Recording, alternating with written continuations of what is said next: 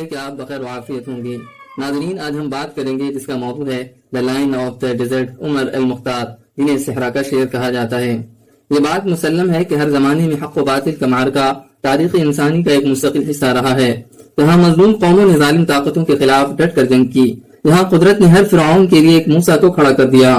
ہر دور میں کچھ افراد ایسے ہوتے ہیں جو انسانیت کی فلاح و بہبود اور عقائد و ایمان کے تحفظ کے لیے طاغوتی قوتوں کا ڈٹ کر مقابلہ کرتے ہیں۔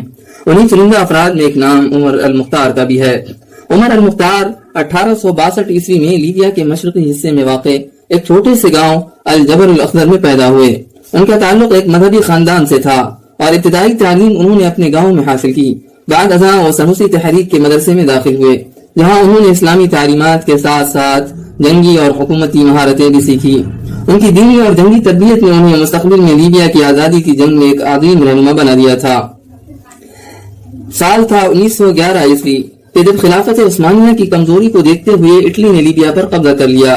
یہ کنٹری اپنی صدیوں کی خود مختاری سے محروم ہو گئی اور پھر سال 1912 عیسوی میں خلافت عثمانیہ اور اٹلی کے درمیان معاہدہ لوزان کے تحت لیبیا کو اٹلی کے حوالے کر دیا گیا۔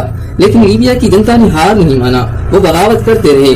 دوستو، عمر المختار کی زندگی کا اہم موڑ سنوسی تحریک میں شمولیت تھا۔ سنوسی تحریک ایک اسلامی اصلاحی تحریک تھی جو شمالی افریقہ میں شروع ہوئی تھی اور سماجی و مذہبی اصلاحات پر مبنی تھی۔ 1899 عیسوی میں عمر المختار نے سوڈان میں سنوسی تحریک کے رہنماؤں کے ساتھ مل کر انگریزی نوآبادیات کے خلاف جدوجہد کی۔ اس کے بعد وہ واپس لیبیا آ گئے اور سنوسی تحریک کے ایک اہم رہنما بن گئے۔ عمر المختار نے اطالوی افواج کے خلاف گوریلا جنگ کی حکمت عملی اپنائی۔ وہ لیبیا کے دشوار گزار پہاڑی کے علاقوں اور صحراؤں میں چھوٹے گروہوں کے ساتھ اطالوی افواج پر حملہ کرتے تھے اور فوراً علاقے سے نکل جاتے تھے۔ لیبیا کے مجاہدین نے کئی سالوں تک اطالوی افواج کو نقصان پہنچایا۔ اطالوی فوج کے ایک افسر جنرل گرازیانی نے اعتراف کیا تھا کہ عمر المختار کی جنگی حکمت عملیوں نے اطالوی فوج کو بے حد مشکلات میں مبتلا کیا۔ عمر المختار کے حوصلے بلند تھے اور انہوں نے اطالوی افواج کے خلاف تقریباً 20 سال تک مزاحمت جاری رکھی۔ عمر المختار کی گوریلا جنگ نے اطالوی افواج کو صحرائی علاقوں میں شدید مشکلات میں ڈال دیا۔ نہ صرف ان کے سپاہی تھک چکے تھے بلکہ اطالوی معیشت بھی ان طویل جنگوں کی وجہ سے زوال پذیر ہو رہی تھی۔ اٹلی کو اپنے نوآبادیاتی منصوبے کو جاری رکھنے کے لیے بڑی فوجی اور مالی قربانیاں دینی پڑی۔ عمر المختار کی قیادت میں ہونے والی جنگوں نے اطالوی فوج کو متواتر شکستوں سے دوچار کیا۔ لیبیا کے صحرائی علاقے اور مجاہدین کی بہادری نے اطالوی افواج کو ناکام کر دیا۔ اطالوی افواج کو جنگ کے نئے میدانوں اور لیبیائی جنگجوؤں کی طرف سے غیر متوقع حملوں کا سامنا تھا جو انہیں انتہائی دباؤ میں لے آئے تھے۔ عمر المختار نے اپنی زندگی میں اطالوی قابض افواج کے خلاف تقریباً 20 سال تک مسلسل گوریلا جنگیں لڑیں۔ ان کی قیادت میں ہونے والی جنگوں کی تعداد مختلف تاریخی حوالوں کے مطابق سینکڑوں میں شمار کی جاتی ہے۔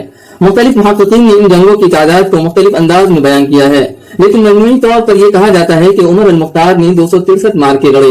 عمر المختار اور ان کے مجاہدین نے اطالوی افواج کے خلاف جنگ میں محدود وسائل اور روایتی ہتھیاروں کا استعمال کیا۔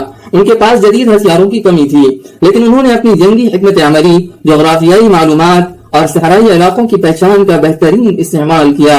عمر المختار اور ان کے جنگجوؤں کے پاس زیادہ تر پرانی رائفل تھیں جنہیں وہ اپنی اطالوی فوجیوں سے چھینتے یا بیرونی مدد سے حاصل کرتے۔ اسی طرح روایتی طور پر تلوار اور خنجر بھی استعمال کرتے۔ 11 ستمبر 1931 عیسوی کو عمر المختار ایک مارکے کے دوران اطالوی افواج کے ہاتھوں گرفتار ہو گئے۔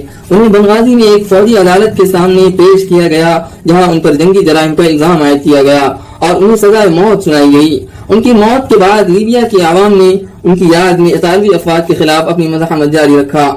عمر المختار کی شہادت 16 ستمبر 1931 عیسوی کو ہوئی اور اس کے فوراً بعد لیبیا کے مختلف حصوں میں عوامی احتجاج اور مزاحمت میں اضافہ ہوا۔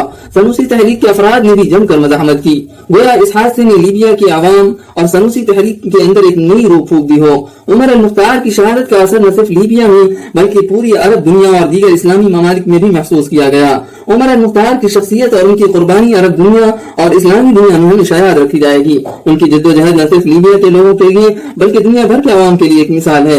عمر المختار کی زندگی اور شہادت پر کئی کتابیں لکھی گئی اور 1981 عیسوی میں ان پر مشہور film the line of the Desert بھی بنائی گئی۔ عمر المختار کی زندگی اور جدوجہد نے دنیا بھر میں آزادی کی تحریکوں کو ایک نیا جوش اور بلبلہ دیا۔